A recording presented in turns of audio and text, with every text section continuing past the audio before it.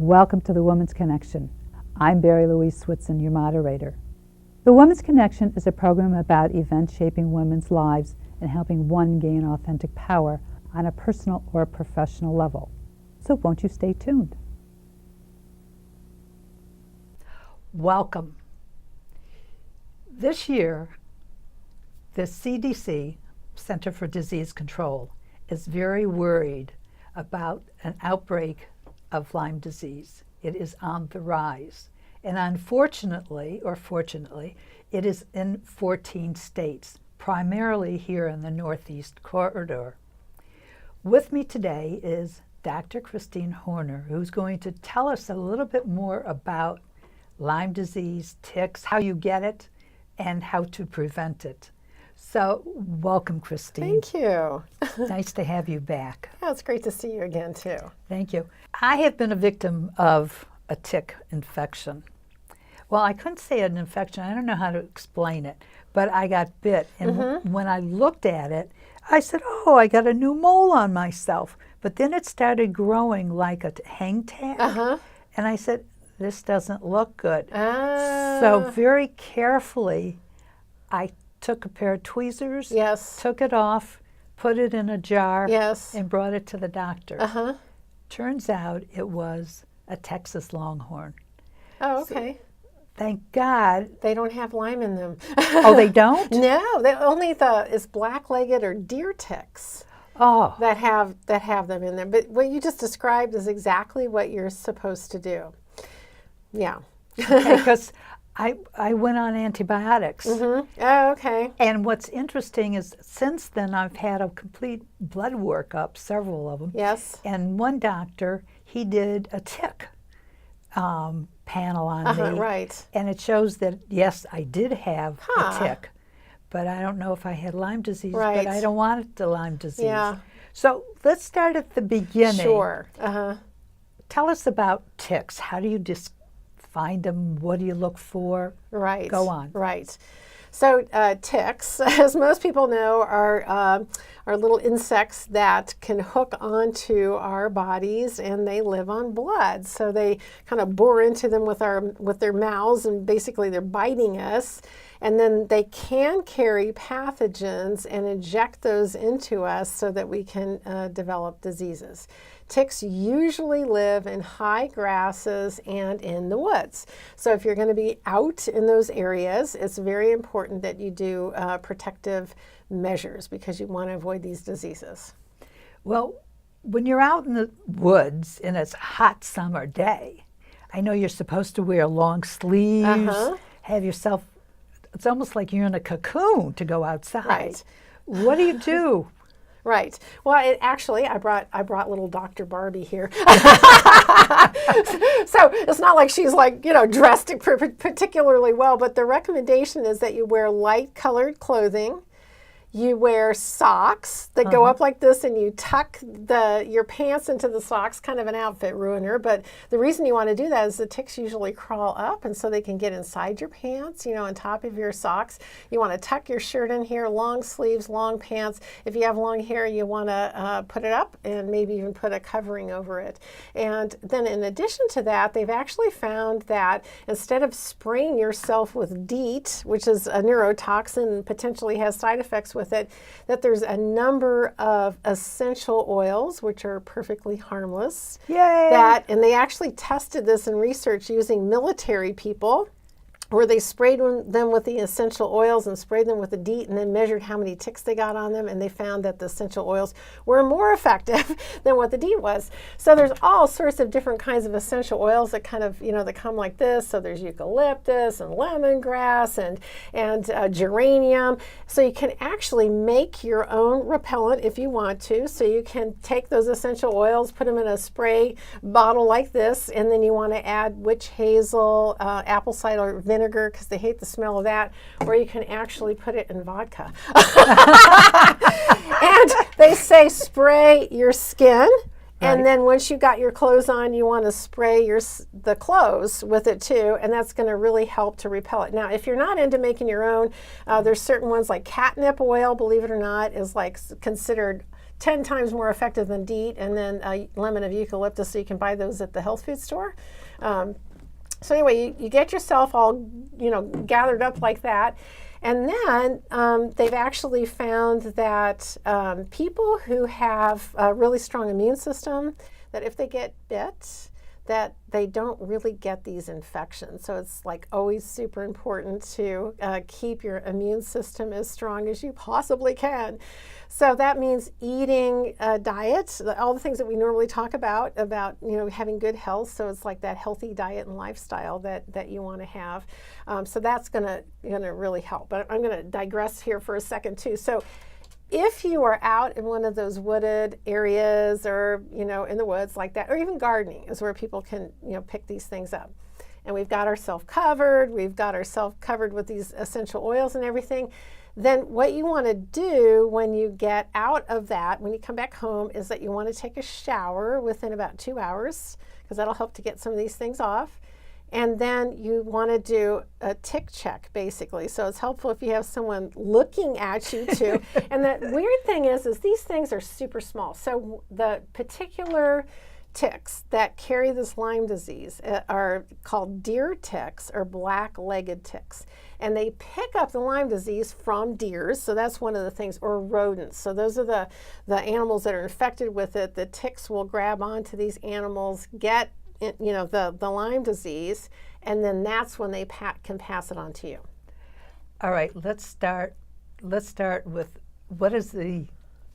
I know what it looks like. Yes. But for people who don't, right. How could you compare it as far as size go? Well, it's kind of the size of a poppy seed. So if you can see here, so this is why you want to wear light colored clothing, because you can see them, but they're teeny tiny in this early phase when they pick up. Yeah, the lighting is not. I don't think we're going to make it. Okay. Okay, you can like this. Okay, so then I have a roller, so you can actually use this lint roller on your clothes to pick them up. If you've gone gardening, where you can see those little tiny poppy seeds on there. So that's the size that they are. So you're looking for something that's really small like that. And what you said, okay, I found this tick, and then I used the tweezers and I pulled the tick off. That's exactly what you're supposed to do. Some people want to like burn it or twist it, and they've actually said if you just use a pair of tweezers and you go down really close to the skin and just pull straight back is what you want to do. I was so nervous. I bet. And then, just like you said, you took that tick into your doctor to get tested. So that is the recommendation. If you have this tick on you, take it off, bring it into your healthcare provider, or you can actually, there's a kit on Amazon that you can order where you can put the tick in here, and it's got the envelope and all the stuff you need to use to send it in so that they can test that. So you can have that at home.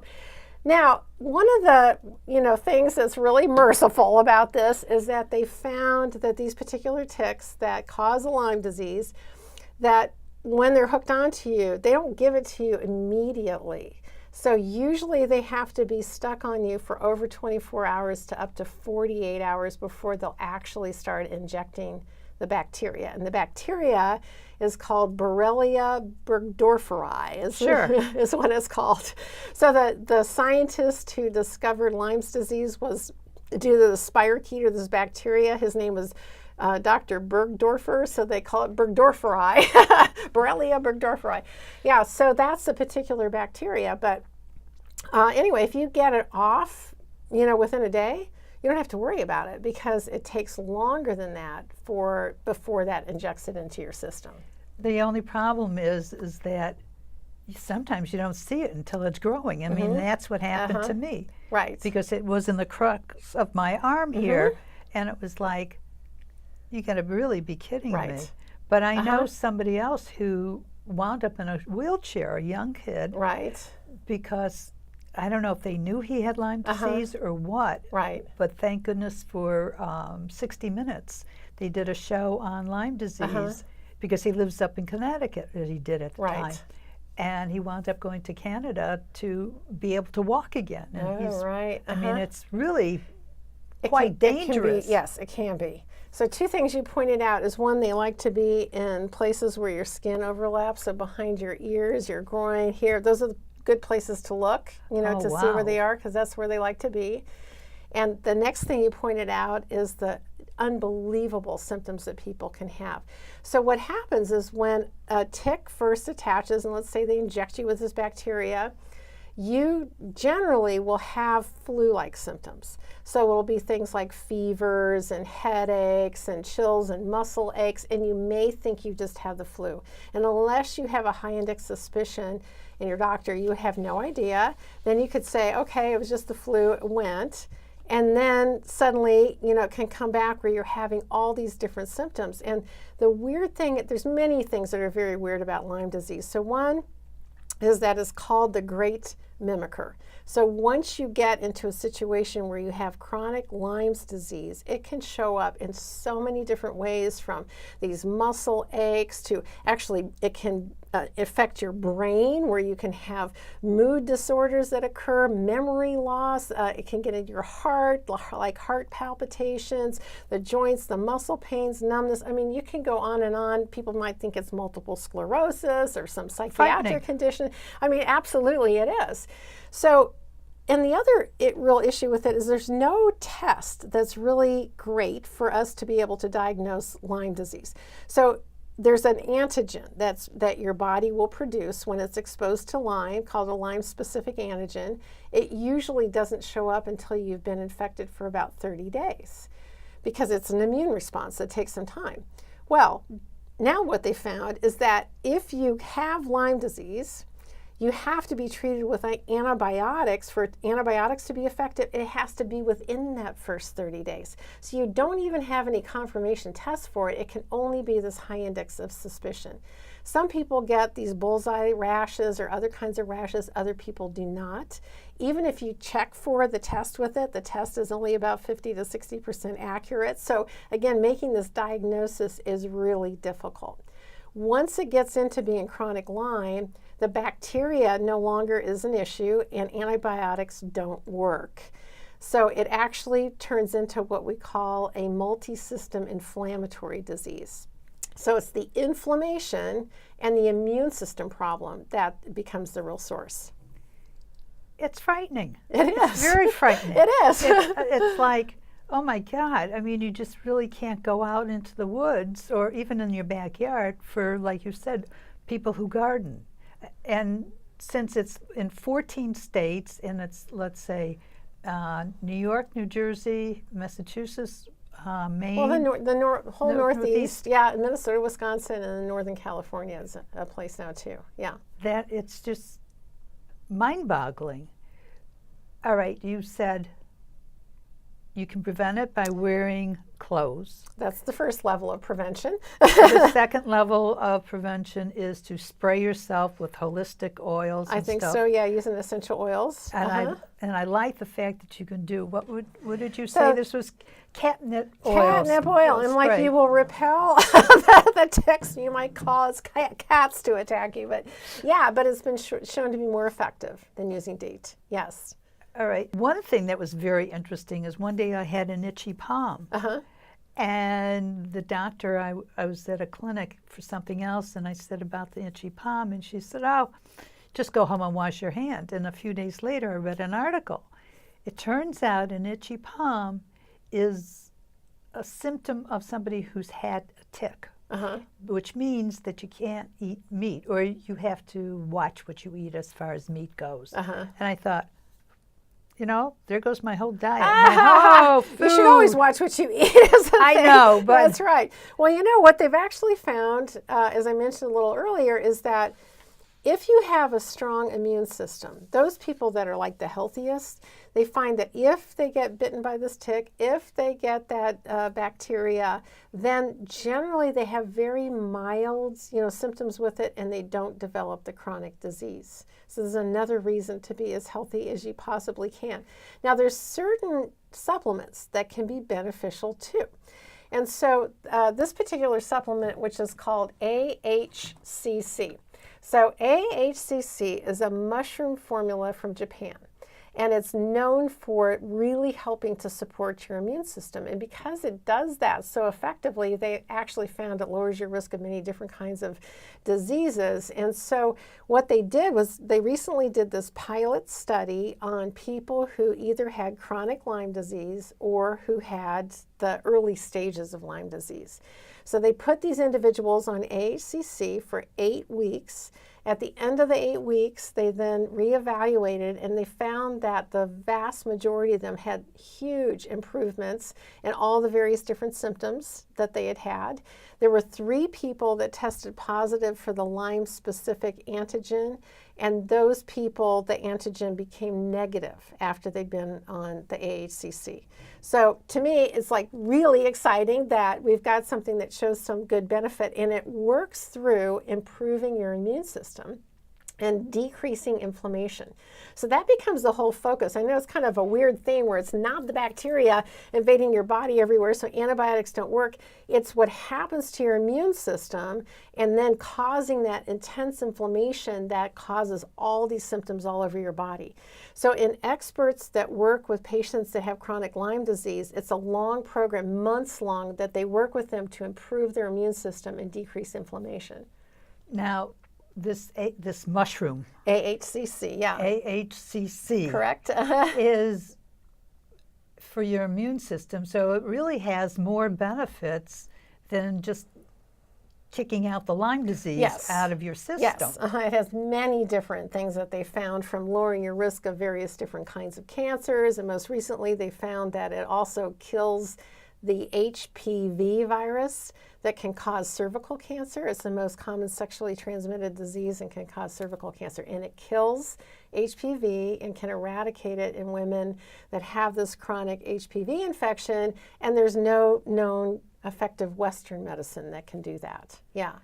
Well, when you get back to Western medicine, it's the pharmaceutical companies that are basically pushing all these drugs, and when I go to the doctors, they know I'm not a druggie. Right. Holistic stuff. So I have to check that out, the mushrooms, if you're not. But you've also got some other vitamins here. I do, yeah. So, if you get the situation where you have chronic Lyme disease, and again, this is preventative stuff too, there's a number of nutrients that can also help to keep you healthy and help to prevent some of the symptoms of it. So vitamin D, there's huge amounts of research that have been done on vitamin D in the last decade or more. And what we've discovered is that vitamin D acts more like a hormone rather than like a vitamin. It's actually essential to the function of every cell in the body. And if you're low, which they found that 80% of people in the United States are low in vitamin D, it significantly increases your risk of all sorts of different kinds of diseases, from neurological disorders like multiple sclerosis and Parkinson's disease to certain cancers. And you can go on and on with it, but they've actually found that vitamin D3 is something that can promote the health of your immune system and helps to decrease inflammation. So it's another thing that can be helpful in helping to prevent Lyme's or treat chronic Lyme's. Don't you have to take vitamin D with calcium to make it more effective? You don't. So we talk about certain things that you need for bone health, and they usually recommend 4 different minerals for that, and vitamins, so vitamin D, vitamin K2, calcium, magnesium, right? So when it's so important to get your levels of vitamin D3 therapeutic, because that's when we see all these completely preventative effects. And you don't necessarily have to do that in conjunction with calcium when you're talking about wanting to have the protective effects of the therapeutic dose.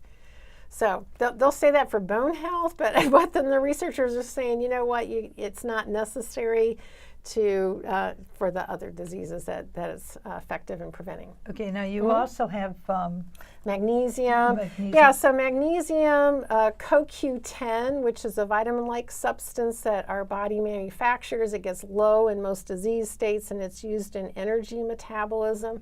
Super important in helping for brain function and, again, for decreasing inflammation. And this is, magnesium's great for muscle cramping and pains and joint health. Omega-3 fatty acids, another crucial nutrient that we're now finding. Again, research is kind of exploding on this one like it was on vitamin D3, where it's like super important to have your levels up to this therapeutic amount, because there's kind of a direct relationship between how much your vitamin D3 levels and omega-3 levels are and your incidence of various different diseases. And omega-3s have a huge anti-inflammatory effect. There was studies that were done looking at the anti-inflammatory effects of of omega-3 fatty acids compared to other things, and they found that omega-3s had the most powerful anti-inflammatory effects over anything else that they tested. And really important for brain health too, so it can help with that brain inflammation. All right, so you can get overdone. Yes. Or you can overdose on sure vitamins. Can. You sure can. All right, yeah. so if you were taking, okay, you had omega-3. Yes. And then you had AHCC is the mushroom formula, omega-3s, and then, magnesium. These are things that usually are recommended by experts for everybody. B-complex is another one too. So I actually take all of these things as a prevention, every day. So magnesium's hugely important, vitamin D3 important, AHCC, I've been taking that probably for about 5 years, as a preventative. So it may seem like it's a lot, but, these are crucial nutrients for our health. And it's, again, if you are keeping yourself really healthy with a healthy diet and lifestyle, making sure that you take some key nutrients, then your ability to prevent many different kinds of diseases and to enjoy extraordinary health are super high. And it will also help you to prevent getting chronic Lyme disease. Wow. Now you've written many books. Mm-hmm. Your most recent one is Radiant Health Ageless Beauty. Yes. I like that. Yeah, so this book came out just over a year ago. It actually won a National Book Award for the best book in health, medicine, and nutrition. Great. That's my first book, Waking the Warrior Goddess, Yes. which is on breast cancer prevention. That won a National Book Award too. But it's everything that you need to know in order to achieve extraordinary health. So it's all the diet and lifestyle, but it's extremely specific. So sometimes we think, mostly we concentrate on diet, but we can find out that there's all these other elements that are equally important as far as your sleep, what time you go to bed, how many hours you sleep, your exercise, your relationships turn out to have more of an effect on your health and your longevity than anything else. So feeling loved and supported is the number one. Get a dog or a cat. Okay. And being in a toxic relationship is the thing that actually causes the most stress to the human body and damages our health the most. Wow. It sounds like nothing like getting a dog to make you feel good, welcoming you home, or a cat. Of course, right. Cats are independent, so. Oh, I don't know. I have a kitty. I just had to put her to sleep. I had her for 17 years, and I had to put her to sleep last Friday. And it's like, no, she was totally emotionally connected. It was devastating. Oh, sure. Yeah. I mean, any pet is. Yeah, yeah. I'm sorry to hear that. Yeah. Going forward, do you see this as being eradicated, or they're just bracing for 48 states? Well, it looks like the way that it's going is that it's increasing a lot. And because we're experiencing warmer periods of weather for longer stretches of time, You mentioned, yes. they're thinking that this is increasing the length of time for the tick season. And as natural things do, it seems to be spreading to different areas of the country. So I think that we're going to be dealing with this, and the major thing is to be aware of it, which is why I'm out talking about it, because again, it's one of these things where it's like you can start developing these symptoms and you think you have the flu, and then it does all this mimicking and the doctors can't figure it out what's going on. So the more you know about it, the more preventative techniques that you can do ahead of time, the more likely you are to catch it early when, let's say, it could be treated with the antibiotics, and if not, then you have all these other, things, and particularly the AHCC, which can be extremely beneficial in helping to combat the chronic Lyme. I know you from years ago when You you do. did when we did breast cancer. Yes. What made you switch gears in a sense and start researching about ticks and Lyme disease? Well, actually, my focus of my first book was on all the natural approaches to protecting against and fighting breast cancer. And I was a breast surgeon and did a lot of breast reconstructive surgery. So that's the main issue I saw with my women that were getting younger and younger, that I was doing breast cancer surgery for. And when I finally started doing women in their 20s, I was like, okay, something is wrong. So I went through the medical research, and this is 20 years ago, and I discovered that basically most of the cases of breast cancer it's a diet and lifestyle disease, and you can prevent it with excellent diet and lifestyle. And I was taught nothing about this in my medical school, not a single nutrition course, nothing. So that really took me into the world of natural health. And believe it or not, this was the book I was going to write first. And then I thought, wait a minute, we have the answers to the breast cancer epidemic. So I felt like I needed to do that book first. And so that was kind of my primary messaging. But really, my messaging is about all the different elements that are important in being able to experience extraordinary health and longevity. So what I look at is like certain topics where I feel like it's important that we can do messaging that is important now for people and their health. So this is one of those topics right now where it's really the tick season, and we're seeing this epidemic. And I've seen, as you said, that you were giving an example of that gentleman that was like in a wheelchair. I mean, it's unbelievable what Lyme disease can do. And so lots of people think that it's not something that you can recover from, or there's no effective treatment for if you get chronic Lyme's disease, but there is. And there's many experts that are working with people against a long program that you have to go through as far as cleaning up your diet and lifestyle, decreasing inflammation, helping to promote your immune system, and you can recover from it. So you don't have to have this horrible kind of life sentence to having these terrible symptoms with it. It is something that you can recover from. Do I have to give up chocolate? No, you don't have to give up coffee. You don't know. So, the things that we find that really damage your immune system are all the things that we know that are not healthy for us. So eating junk foods, sugar in particular is a thing that we found is basically a pure poison to the human body. And it just completely slugs your immune system. They've done studies showing that if you eat a high sugary meal for 5 hours afterwards, your immune system function drops by 90%. So, I mean, it's like terrible for you. And inflammation, is a new thing too that we're discovering plays such a key role in promoting all these different chronic diseases. So it's just important to learn about all the things that can be super effective in lowering inflammation and so forth. So there are certain things like dark chocolate that's got high antioxidants and anti-inflammatories. You just don't want to overdo it. Well, that's not good. I like milk chocolate, basically. I'm a milk chocolate person. You need to change your ways. I guess I'll have to. Yeah, yeah.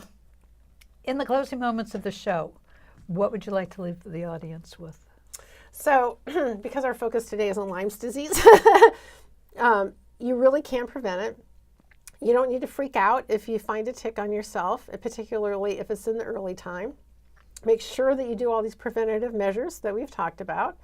And the best prevention really is keeping your body as healthy as you possibly can. So make sure that you're eating a high plant kind of based diet and doing all the things that we know that help as far as lifestyle with the exercise and the sleep and so forth. And then some of these key nutritional supplements are extremely important in keeping your body healthy.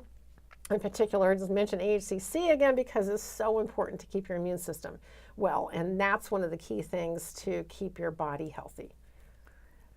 How did Lyme disease really start? I know something about it was discovered in Lyme, Connecticut. That's correct, yes. So there were mothers who noticed in Lyme, Connecticut that there were a group of children that developed early rheumatoid arthritis. Oh, wow. So that was actually Lyme disease, but it wasn't identified, at that point in time. And then that was like in the early 70s. And then a researcher, Dr. Bergdorfer, probably about 10 years later, actually discovered that it was due to a particular bacteria. Wow. Yeah, so that bacteria, Borrelia burgdorferi, is what it's called in his honor. But it wasn't that long ago. I mean, I was kind of surprised when I was researching this that it wasn't until, the 70s, 80s that we really discovered what it is. Because I know the young man that I was talking about, it was in the mid 80s that he got it, and he was in a wheelchair. Right. And so, yeah.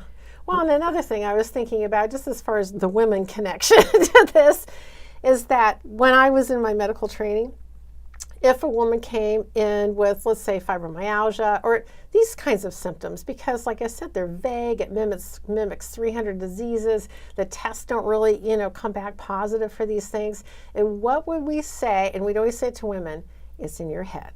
Oh, yes, it's in this woman's head. And we would just blow them off, basically. But it turns out that this is a very significant disease.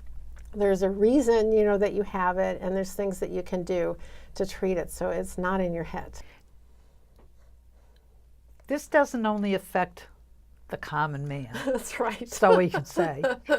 You've listed a bunch of celebrities that this is attached to, so to speak. Yeah, people that have had Lyme disease, yeah. In fact, they like presidents, and they like movie stars. So George W. Bush actually had Lyme disease. Richard Gere, Adam Sandler, one of the Olsen twins. So you can kind of go on and on with the people that have been affected by this. So it's not just your outdoor woodman person, and it's not just celebrity. It can affect everybody. Well, I thank you so much for joining me today and learning. I mean, this catnip spray is just blowing my mind That's away. That's right, catnip spray, lemon eucalyptus, yeah. Well, either one, you've got several different things here, whatever floats your boat, basically. Right. I hope you have learned something and that you don't get Lyme disease or even bitten by a tick, the various kinds. If you have any questions, write us here at the Women's Connection. We look forward to hearing from you. Thank you. Bye.